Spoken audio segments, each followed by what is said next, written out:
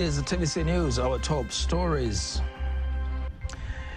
East African Development Bank EADB challenged termed key to EAC prospects.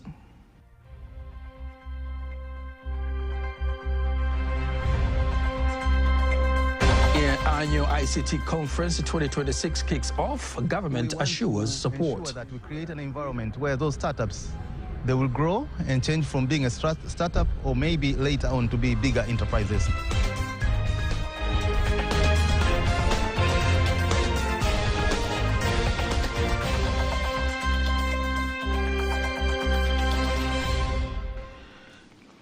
Good evening. Thank you very much for joining us. My name is Nasa Kingu. Just a reminder, you can also follow us live via our YouTube channel, TVC Online, and also get all the latest news through our Instagram, Facebook, and Twitter pages at TVC Online.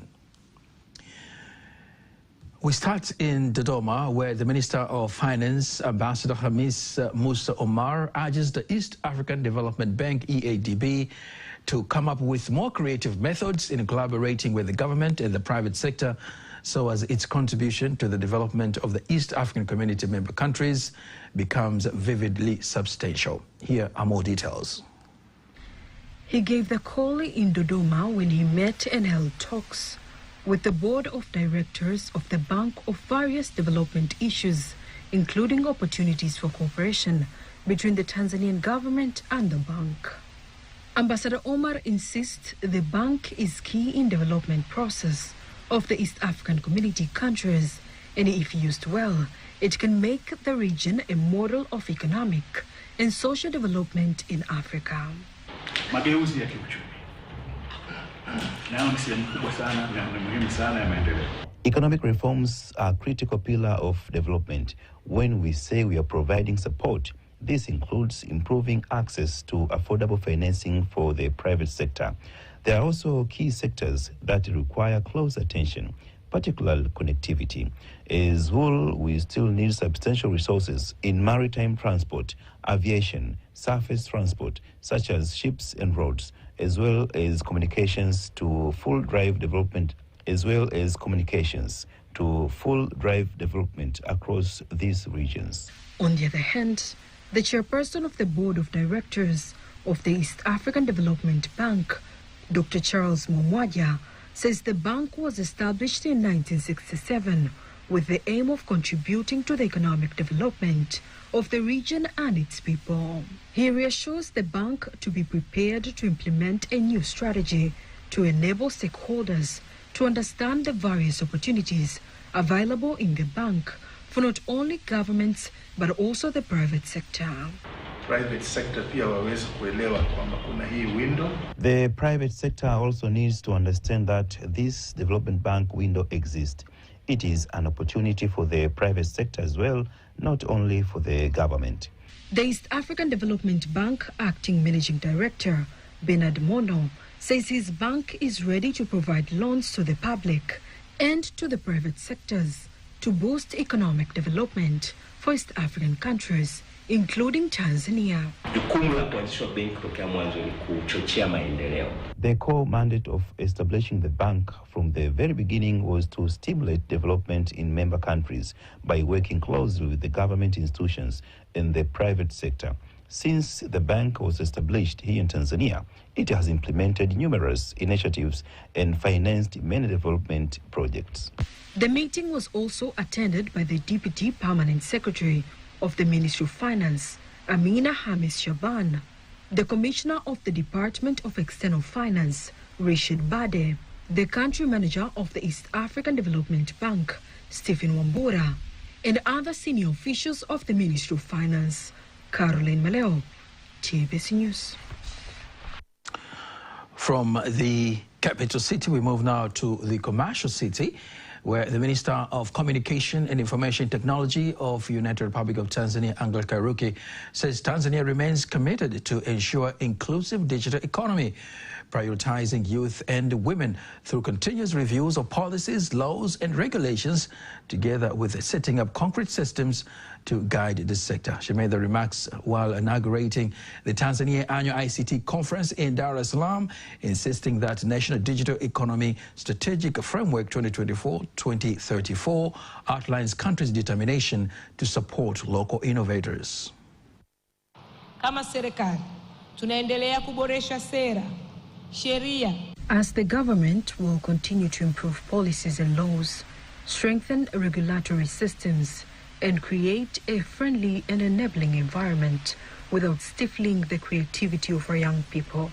Through our Digital Economy Strategy 2024-2034 that was launched by President of the United Republic of Tanzania, Dr. Samia Suluhu Hassan, we continue to emphasize the importance of government and stakeholder supporting innovators and entrepreneurs who are key drivers in building a strong digital economy. On the other hand, the Director General of Tanzania's ICT Commission, Dr. Nkundo Masaga, elaborates why this year's conference puts emphasis on youth, women, and the private sector, while some of the participants of the conference praised Tanzania's ICT progress. There are 21 million as of 2022, and I think the number is bigger now. These are the consumers of different digital devices, digital services, and products.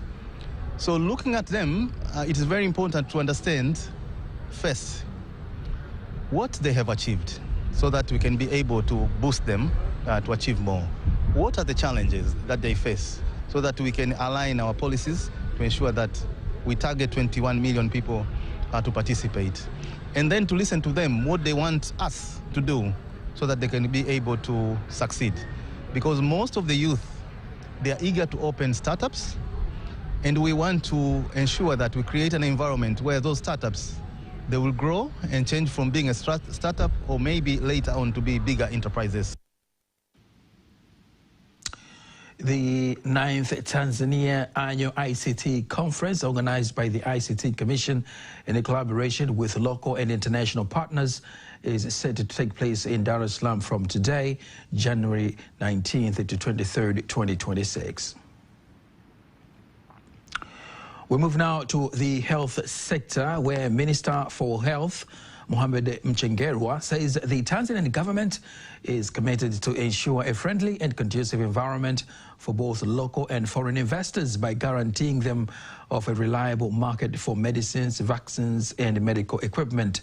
Speaking during the Tanzania Pharmaceutical Production Investment Forum held in Dar es Salaam, the health minister says the government is committed to position Tanzania as a hub for the production and distribution of medicines and medical equipment. Teddy Mparanyanga has more details. Aiming to support the growth of medicine production and related health products, here the Minister for Health, Mohamed Mchengerwa, starts with outlining the significance of the Pharmaceutical Production Investment Forum. The government is focused on putting in place the necessary infrastructure, aligning policy and regulation, and ensuring a stable and predictable market environment to support local pharmaceutical manufacturing.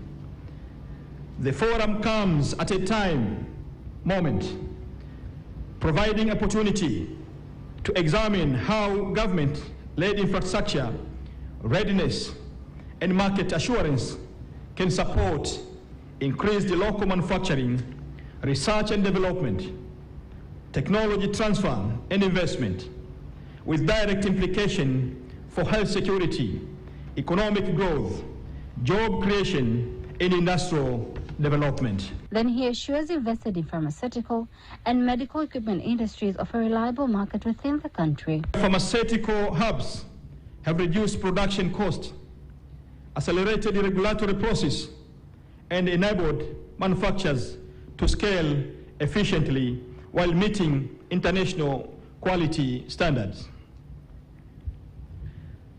To support these ecosystems, I'm also announcing a $10 million a government-backed investment in a shared pharmaceutical laboratory facility. given the reality that Tanzania serves as a gateway to SADC countries and the East African community, the government has opened doors to investors in pharmaceutical and medical equipment industries. Healthy is one of the key variables in the equation of economic development. Healthy. If any country to develop economically, you need a healthy population. If you have a healthy population, then people will engage into different economic activities, and in turn, the country develop economically.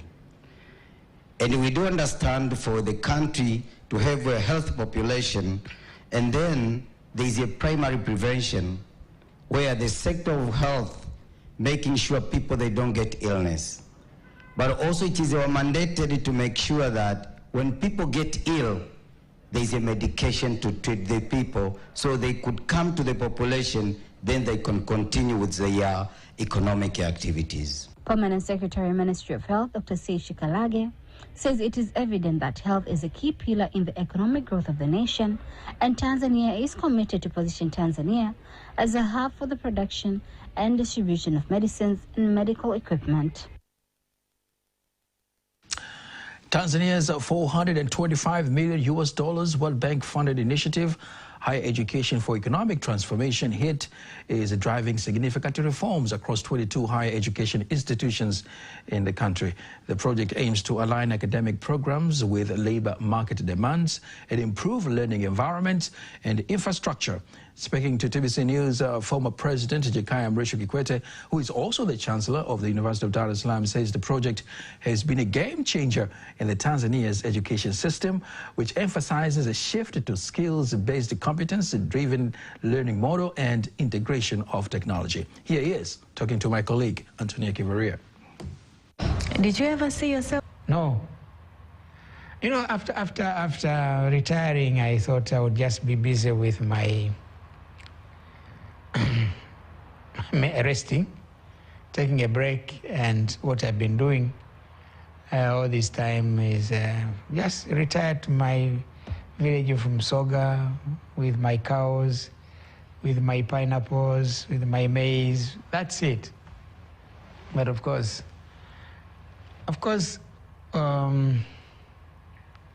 before I retired, many people approached me. I remember the first person to approach me was Strive Masiyiwa. Strive Masiyiwa, at that time he was chairman of AGRA, the Alliance for the Green Revolution in Africa. In fact, he came to me, he spoke to me, when you retire, we want you to join the board. So I said, no, that's fine. Then I joined the board. But before that, of course, Gordon Brown asked me to join the Education Commission, and then I joined. So I started doing some work before that. So I've been busy, and then of course I was taking the chairman of the Global Partnership for Education, and then chairman of the Global Water Partnership. So those are the things. But then of course, but also soon after I retired, the University of Harvard came and asked me to be an adjunct faculty in a program. They have a program of training ministers.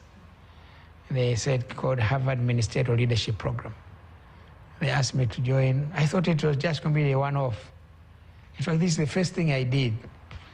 I retired in October. The first meeting was in June, I think, in Geneva, and from there on, they just don't want to leave me.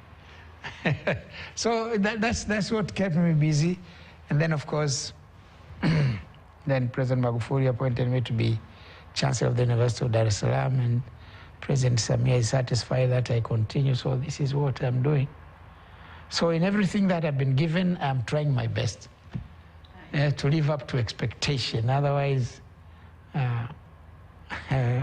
are in my position, those who give you something to do and they think you do a substandard job, it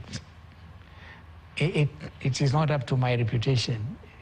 it diminishes my reputation. So that's why I'm working so hard to make sure we succeed with the University Dar es Salaam, and I'm glad we are making progress. Exactly. So HEET project is being described as one of the most transformative initiative of higher education here in Tanzania. From your perspective, what are the gaps that HEET project has been designed to close? Higher education for economic transformation. It is a program or a project that is meant to strengthen higher education in the country. In the country, there are needs which need to be met. Yes, the infrastructure needs. For example, the University of Dar es Salaam, we have a number of infrastructure needs.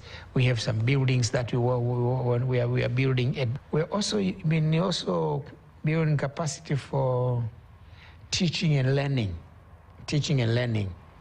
So we use part of the money to train our lecturers, some for postgraduate studies. Yes, so postgraduate studies, masters and PhD. We use part of the money to do that. Yeah, we have used the money to equip our labs. Yes, to equip our labs. So we've been doing a lot in terms of strengthening the training capacity, but with the work environment. We had specific instructions. Besides improving the conditions, working conditions, and augmenting the capacity of the human resource. Yes, President Samia had very specific instructions to make sure that we complete the work that started here at the Institute of Marine Sciences. Also, he gave us instructions to build campuses, to go outside Dar es Salaam and build campuses in Lindi and build a campus in Mtwara. Yes, of course, in Kagera. So the Lindi campus, we have dedicated it to agriculture. It's about agriculture, promoting agriculture. And it's one of the objectives of HEET, related to how to advance agricultural transformation in the country. And the Bukoba one, we have dedicated to IT and business studies. And one of the specific areas of interest in the HEET project is IT development. So that's what we're doing. It's a science development as we are doing here. So that's it. Well, that's the former president of the United Republic of Tanzania, Dr. Jakaya Mrisho Kikwete, talking to my colleague Antonia Kiveria in Zanzibar. Now we move to other news. Lake Tanganyika ports have registered a new record after exceeding its cargo handling targets by 123% within a 6-month period from July to December 2025, where a total of 410,000 tons of cargo were handled. Speaking about the landmark achievement, Lake Tanganyika Ports Manager Edward Mabula says the target for the stated period was 335,000 tons, but due to infrastructure improvements, improved port operating systems, and strategic ties between the Port Authority and its stakeholders, the target has been exceeded to a large extent. Lakini mpaka sasa tunapoongea nusu ya mwaka huu kwa maana ya Julai Disemba. So far, we have handled more than 410,000 tons. We are optimistic that by the end of 2026, we will reach 1 million tons through the Kigoma port. This shows that Kigoma is no longer the end point, but rather the beginning of investment opportunities, trade, and regional cooperation among nations. Social media has significantly influenced the tourism industry in Tanzania, shaping how destinations are promoted and how tourists choose where to travel. Here are more details. Tourism and conservation officials say digital platforms have become a key tool in marketing Tanzania's national parks and cultural heritage sites and tourism services to a global audience. So the reviews so far have been very good, and people are looking so much forward to come and visit Tanzania. And because now the world knows Tanzania, and through the use of technology, then it is so easy for anyone, anywhere, to know what Tanzania is and what does it have. Tour guides say social media has helped them reach targeted audiences and expand their businesses. Making, efforts, to use this social media as part and parcel for advertising, tourism industry at large.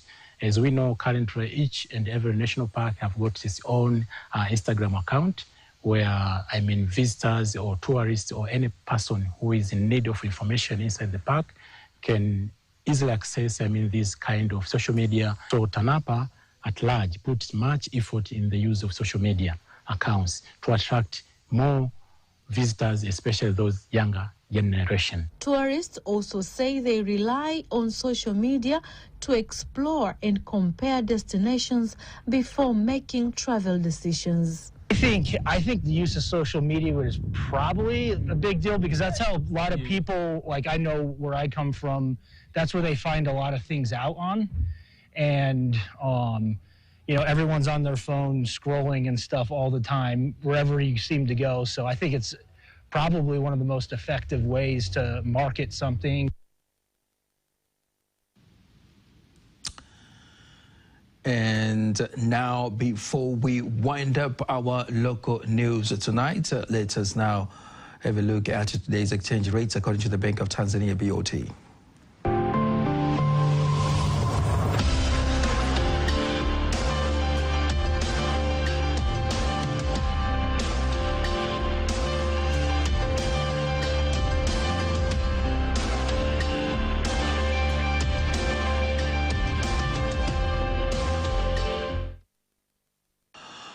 Don't miss TVC News every weekday to know all the latest in exchange rates. Sports News is up next.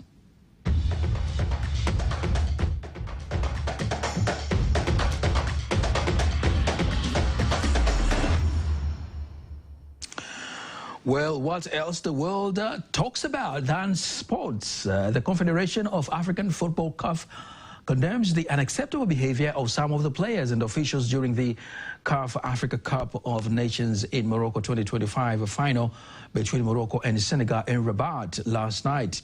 CAF strongly condemns any inappropriate behavior which occurs during matches, especially those targeting the refereeing team or match organizers. CAF is reviewing all footage and will refer the matter to competent bodies for appropriate action to be taken against those found guilty.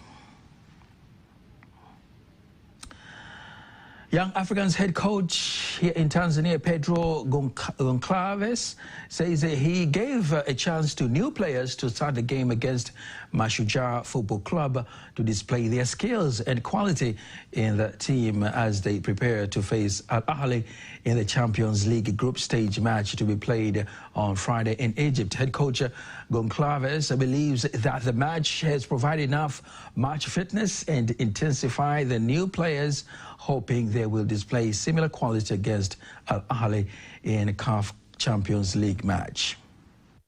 We study the players we try to buy and join to the team, so we know very well the qualities, the skills they have. So it's a question to put the right guys in the right functions, and since you have a process development, it's more easy for a player to come from outside to understand the ideas, do it simple. And after that, yes, we are very happy with the performance, but the season is very long, and we are absolutely the same guys. And on Friday, we have a big challenge. So let's put our feet in the ground. Tomorrow, as I said, a session early in the morning and prepare highly. Young Africans has beaten Mashujaa Football Club by 6-0 to strengthen their top position in the Tanzania Premier League table. Tomorrow, Azam Football Club welcome Fountain Gates, while JKT Tanzania take on Singida Black Stars. All the best to our local league. Azam Football Club head coach Florent Ibenge says despite how challenging it is to beat Fountain Gates team, they have trained well to win the game and collect all 3 points.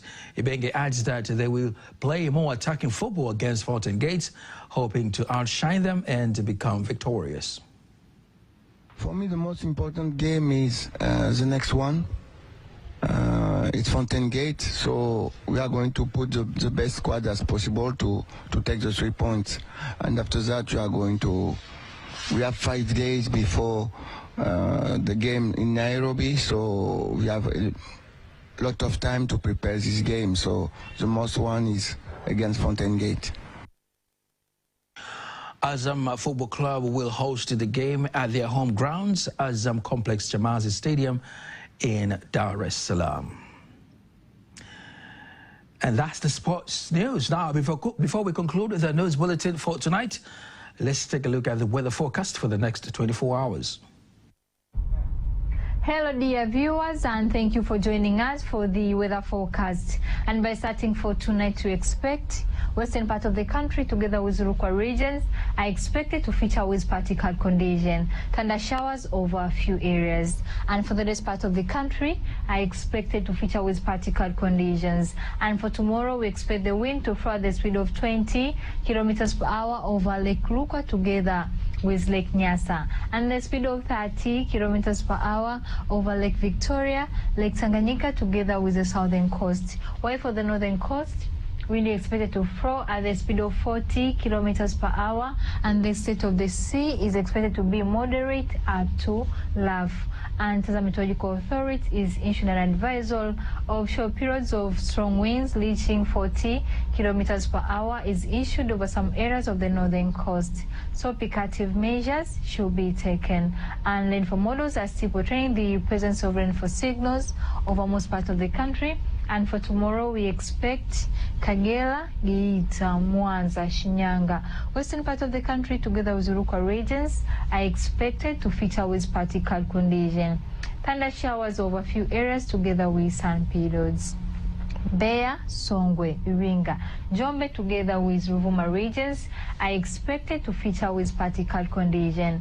Rain showers over a few areas together with sun periods. And for the rest part of the country are just expected to feature with particle condition together with sun periods. Let us see next 4 days forecast from different cities and regions. Dar es Salaam sun periods are expected. Dodoma sun periods are expected. Beya thunder showers are expected. Mwanza sun periods together with thunder showers are expected. Kilimanjaro sun periods are expected. Morogoro sun periods are expected. And also for Arusha, sun periods are expected. I'm Rebecca William from the Meteorological Authority. Thank you. Thank you very much, Rebecca William, for the weather updates. Now that makes the end of the news bulletin for tonight. Don't miss our next bulletin in the case of at 11 p.m. On behalf of the whole team, I am Nasa King. Of course, it's Monday, so we wish you a constructive and a nice weekend ahead.